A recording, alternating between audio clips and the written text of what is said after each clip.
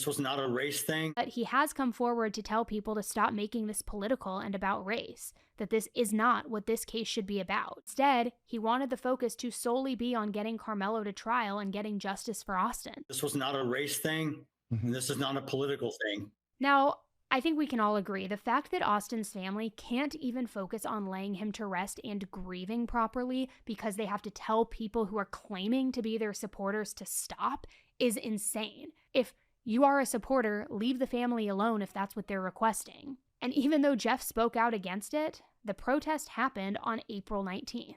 The organizer spoke with Jeff directly, and Jeff was not having it. I don't understand, as I was a father, you could sit idly by and not condemn the culture that killed your son. But you've chosen to recoil out of fear and continue the suppression. Why will you not stand with me and with the rest of the people? We're not calling for racial divide. We're not calling for hatred. We're saying 350,000 attacks on white people by black people a year in this country is wrong. Why can't you stand that and say with that? Would you be willing to stand by me in a press conference or in an individual interview and talk about this issue that is larger than Austin at this point? Now, another thing about Jeff, Austin's dad, is there were some reports that he was supposedly arrested himself back in 2011 for sexual assault.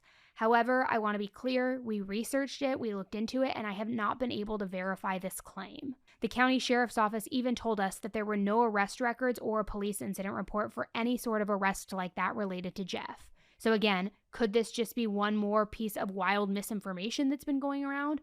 Seems to be, because there's no evidence to back it up, at least nothing that we could find, and with our discussions with the sheriff's office, nothing that they have on record either. While we're on the topic of insane rumors, I also saw one story about Austin's cause of death, and if this wasn't such a serious case, I gotta say, this would almost be laughable, because the rumor goes that